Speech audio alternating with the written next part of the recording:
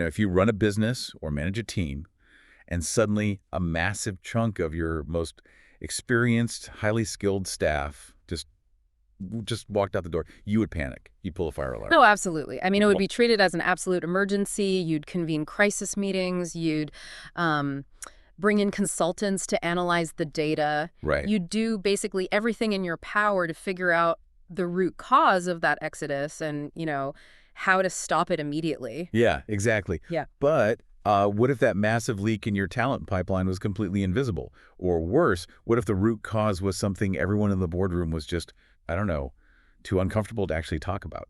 Which happens a lot, to be honest. It really does. So welcome to today's deep dive. We are taking a massive stack of reports, legal guidelines, and medical consensus papers. We're talking stuff from organizations like the CIPD, ACAS, BUPA, and the British Menopause Society. Some really heavy-hitting sources today. Yeah, a lot of material. And our mission for you today is to unpack all of this to answer one really critical question, which is how can managers and employers actually effectively support menopausal staff? And it is such a vital mission because, historically this entire subject has been just sort of shoved into a corner. Swept under the rug. Exactly. Treated as a purely personal, private health issue to be dealt with quietly at home. But the overwhelming consensus in the data we're analyzing today tells a radically different story. A completely different story. Right. It shows that menopause is a core occupational health issue. It's a fundamental gender equality issue.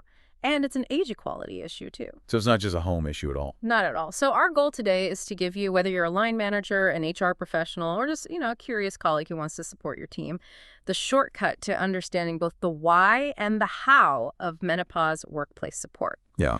We're basically taking what has long been a cultural taboo and turning it into an accessible, actionable strategy. Okay, let's unpack this because I was looking at the initial stack of papers, specifically the CIPD research, and the numbers regarding retention are just startling. I mean, what is the actual fallout we're seeing across the workforce? Well, the fallout is severe, like really severe. The CIPD research reveals that around 1 in 6 people, which is 17% of that demographic, have actively considered leaving work. 1 in 6, wow. Yes, 17%, due to a lack of support regarding their menopause symptoms. And on top of that, a comprehensive BUPA report highlights that 1 in 4 menopausal women state they do not get the support they need from their manager. 1 in 4, that's a huge number. It's massive. Those numbers represent a preventable brain drain. You're losing institutional knowledge, mentorship capacity, and top-tier talent simply because the workplace just refuses to adapt. Which is wild. But, before we can even begin to manage that issue, we have to understand what it is we are actually managing. Because I think a lot of people, and honestly myself included until recently, harbor a very stereotypical, almost cartoonish view of what menopause is and when it happens. Oh, for sure. The stereotypes are everywhere. Yeah. So let's start with the timeline. I always assumed this was something that only happened to women well into their 50s. And that is a really common misconception. And it's one that leads to managers completely overlooking younger staff who might be, really struggling. Right. Because the medical reality outlined in the British Menopause Society papers is that menopause isn't just a single one-off event. It's a gradual transition. It takes time. Exactly. It includes a phase called perimenopause, where hormone balances begin to shift and fluctuate pretty wildly. Yeah. And this perimenopause phase typically occurs between the ages of 45 and 55. And it can last for years. Years. But the sources also pointed out something called POI, which completely shatters that whole age assumption, right? Yes. Premature ovarian insufficiency, or POI. This condition affects roughly 1 in 100 women, bringing on menopause before the age of 40. Before 40. Yeah, sometimes it happens in their 30s or even late 20s. Wow. So if a manager assumes that a 32-year-old employee couldn't possibly be experiencing menopausal symptoms, they're going to severely misinterpret the performance or, well-being issues that employee is facing. Yeah, they'd be looking for a totally different root cause. Yeah. And speaking of those symptoms, looking through this research, especially the case studies provided in the TUC report, the sheer variety of ways this manifests is shocking. It really is an incredibly broad spectrum. Because most people hear the word menopause and they immediately picture hot flushes and maybe mood swings. But one woman in the case study noted she experienced 25 out of 42 possible symptoms. 25. Yeah, the spectrum is vast, and the impact on daily functioning can be just profound because we aren't just talking about physical discomfort like sleep disruption, joint pain, or heavy periods. Those are bad enough. Right, but the psychological symptoms are often the most debilitating in a professional environment. Yeah, the mental toll. Exactly. The clinical consensus papers detail severe anxiety, sudden onset depression, overwhelming brain fog, spontaneous panic attacks, and a profound, unexplained loss of confidence. Which is, I mean, put yourself in those shoes for a second. Imagine you're leading a high-stakes, crucial meeting with external stakeholders. Sounds stressful already. Right. And suddenly you experience an uncontrollable hot flush where your face is visibly flushed and sweating, triggering intense social anxiety. Or imagine trying to recall complex financial data when you're operating on weeks of severe sleep deprivation. It's impossible. Yeah, and your brain simply cannot grasp the words you need. That feeling of losing your edge has to be terrifying. What's fascinating here is how these intense physiological and psychological symptoms intersect perfectly with career trajectories. What do you mean? Well, if we connect this to the bigger picture, this transition typically hits women right in their late 40s and early 50s, right? Yeah. Demographically, this is the exact moment when many professionals are stepping into senior leadership roles, they're taking on the highest levels of responsibility, and they're reaching the absolute peak of their careers. Oh, wow. Yeah, the timing is brutal. It really is. So when employers fail to recognize this wide spectrum of symptoms, they aren't just losing everyday workers, they are losing their most highly skilled, experienced talent at the exact moment they become most valuable to the organization. And the tragic part is that many are just silently suffering. They feel like they're losing their minds, they think they can't do the job anymore, and they quietly step down or just walk away. Exactly. They self-select out. Yeah.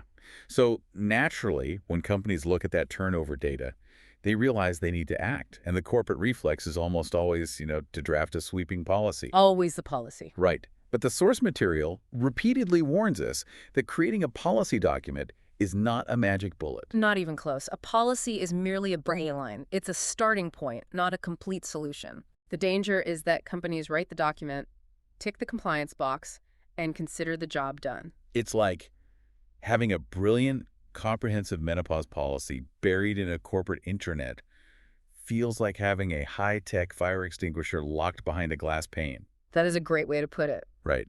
But you never train a single person in the building on how to break the glass, pull the pin, or even recognize what smoke looks like. Exactly. It looks fantastic on an HR audit, but it is entirely useless when a fire actually breaks out. I would take that metaphor even further, actually.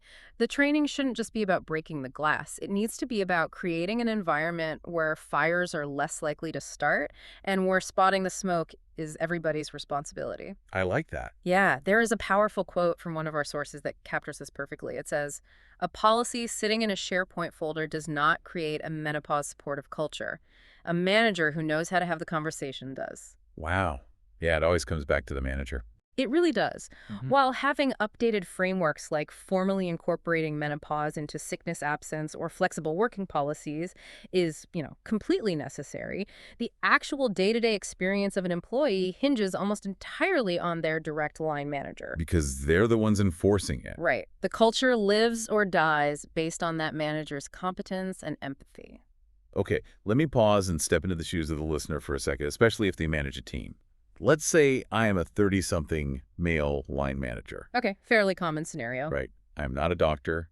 I am not trained in endocrinology. How on earth am I supposed to navigate a highly sensitive personal medical conversation about hormone fluctuations with a senior female colleague without crossing professional boundaries, prying too much, or just making it terribly awkward for everyone involved? And that is the most common and honestly completely valid fear among managers. Because it feels like a minefield. It does. It's exactly why manager training is so heavily emphasized in the CIPD and ECIS guidelines. The strategy here relies on what the research calls the informal channel. The informal channel. Yeah. And the relief for you as a manager is that you don't need a medical degree because you should absolutely not be having a medical conversation. Oh, thank goodness. Right. This is, at its core, a conversation about performance, environment, and well-being. Okay, but how does that actually sound in practice? Give me the script. What words do I use to open that door without being intrusive? The absolute primary rule of engagement is do not ask direct medical questions. Okay, noted. You never, under any circumstances, sit an employee down and ask, are you going through menopause? Yeah, that sounds like a fast track to an HR complaint. Exactly. It puts them on the defensive and completely borders on inappropriate. Instead, the ACAS guide suggests managers should ask broad, open, supportive questions focused entirely on the employee's work experience. Like what? So if you notice a change in their output or demeanor, you say something like, I've noticed you've been arriving late recently, or you've seemed a bit fatigued in our morning stand-ups. I value your work highly, and I just wondered if you're doing okay and if there's anything we can do to support you. Ah, okay. So you're simply opening the door and standing back. Yes. You're giving them the opportunity to walk through it, but you aren't dragging them. But what if they don't want to share? Then you leave it at that. You let the employee lead the conversation. It is entirely up to them to disclose what they feel comfortable sharing. That makes sense. But if they do choose to disclose that they are struggling with menopause symptoms, there are a few critical rules you must follow. First, maintain strict confidentiality.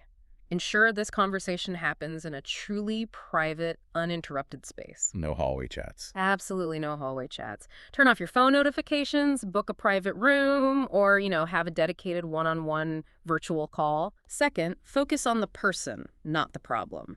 You are there to offer professional accommodations, not to play doctor.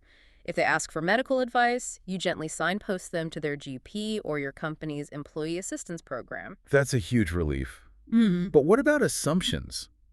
I imagine there's a specific danger if the manager is a woman who has personally navigated menopause. Oh, yes. Because it would be so easy to say, oh, I know exactly what you're going through. Here's what worked for me. That is a massive trap highlighted in the guidelines. Every single physiological experience of menopause is completely unique. Completely different from person to person. Exactly. A female manager who experienced, say, mild hot flushes and occasional fatigue might completely misunderstand an employee who is dealing with debilitating panic attacks, severe joint pain, and memory loss. Yeah, they might think the employee is just exaggerating. Which is incredibly damaging. Assuming your experience is the universal baseline dismisses the severity of what the other person is going through. You have to approach each conversation with a blank slate.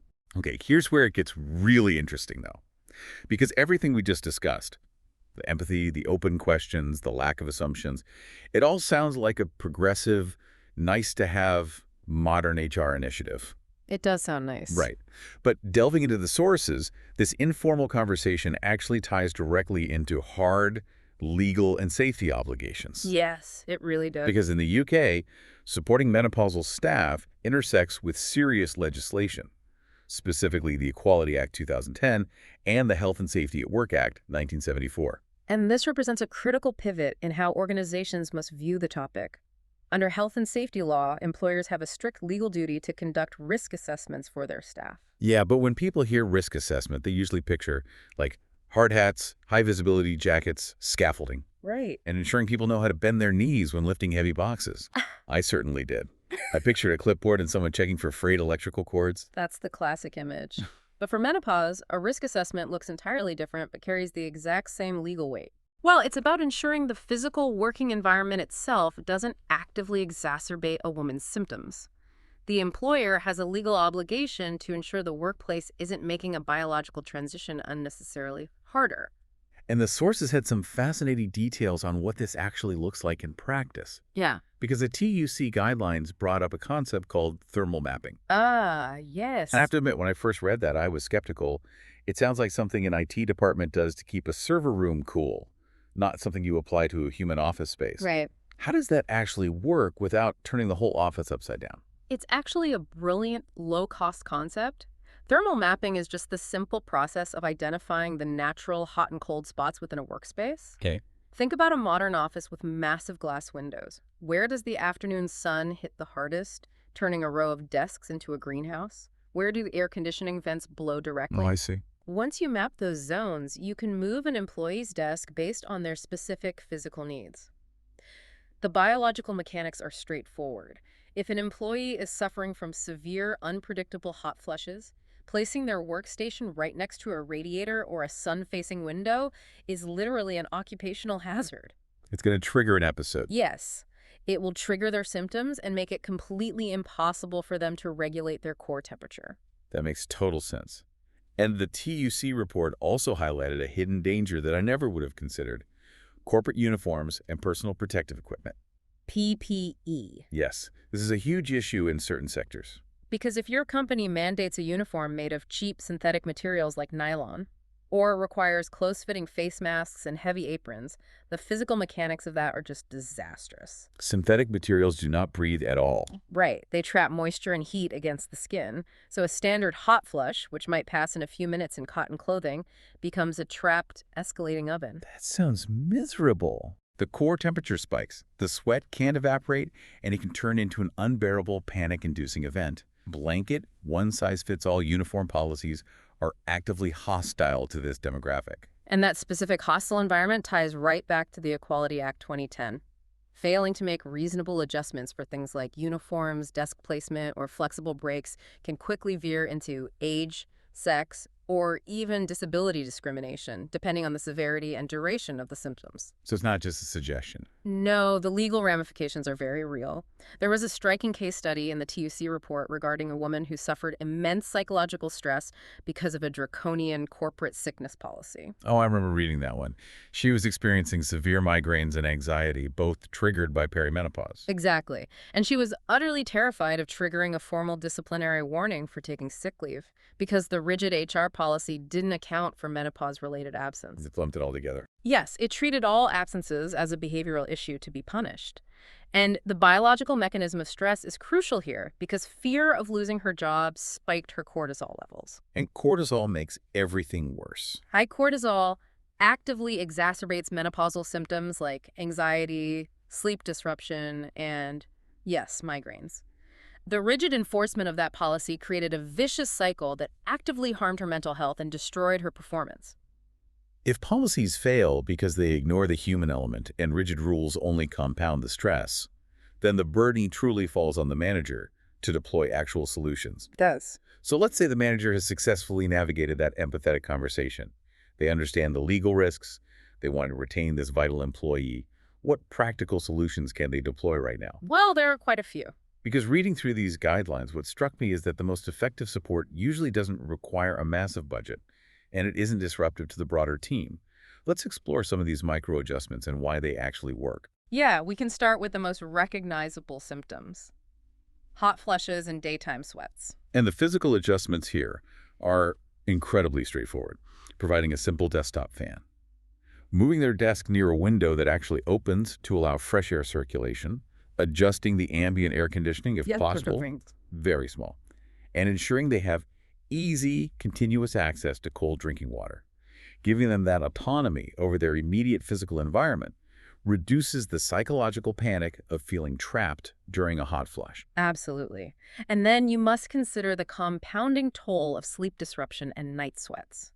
If an employee is waking up constantly throughout the night soaked in sweat, their circadian rhythm is completely shattered. They're going to be chronically exhausted. Yeah, and the mechanism to fix that is flexibility. If they've had a terrible night, allowing a later start time the next morning so they can catch up on an hour of sleep, giving them the autonomy to swap shifts temporarily, or allowing ad hoc remote work so they can operate from the comfort of their own home on the days they're simply too fatigued to handle a bustling commute. And what about the management of heavy or irregular periods? Because this can be a source of immense quiet anxiety in a busy, fast-paced workplace where people are jumping from meeting to meeting. Right, and the key mechanism there is proximity and unfettered access. Yes. Ensuring they have very easy access to washrooms and allowing more frequent unscheduled breaks without them feeling penalized or watched. Making sure sanitary products are readily available in the building. Which should be standard anyway. Right, and going back to the uniform issue, making it a shame-free, simple process to request extra uniform items so they never have to worry about an accident. Finally, we really have to address the psychological symptoms, which are often the hardest to vocalize. The brain fog, the sudden loss of confidence, the anxiety. Yeah, this requires adjustments to environment and communication styles. If they are dealing with brain fog, providing access to a quiet room to work when they need deep focus, away from the sensory overload of an open-plan office. That's a great adjustment. Reducing mandatory screen time if they're prone to visual migraines. And offering alternative asynchronous ways to communicate tasks. Instead of relying purely on a quick verbal chat in the hallway, which they might forget an hour later due to brain fog, you follow up with a structured email with clear bullet points. It's so simple. Yeah, you assist their memory retention without making a big deal out of it. And notice how none of these adjustments require a fundamental shift in corporate strategy. Not at all. It is entirely about removing friction from the employee's day. So, to you listening right now, whether you're managing a scrappy startup team of 2 people or directing a corporate division of 200, these micro adjustments are the absolute difference between an employee who is silently struggling and eventually quitting, and an employee who feels valued, understood, and empowered to do their best work. If we synthesize all the guidance from these medical and legal institutions, creating a genuinely menopause-friendly workplace requires a fundamental shift in perspective. It really does. It means moving past the awkward cultural taboo. It means ditching the reliance on static, lifeless policy documents sitting in a digital folder.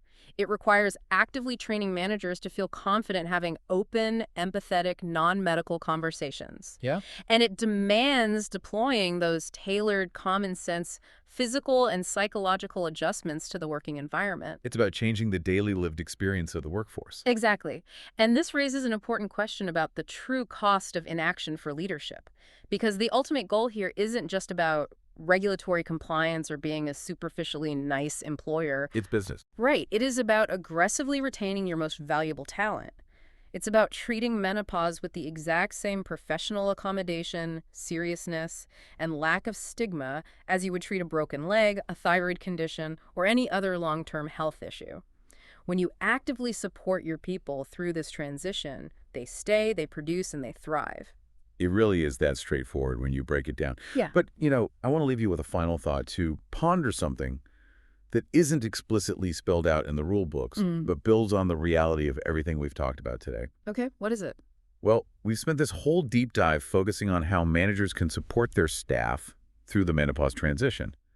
But corporate hierarchy doesn't shield anyone from human biology. Very true. What happens when the manager themselves is the one experiencing severe, debilitating menopause symptoms, the brain fog, the chronic exhaustion, the sudden anxiety, while simultaneously carrying the heavy administrative and emotional burden of supporting their team's performance and well-being? Oh, wow. Yeah, that's a huge burden. Who supports the supporter?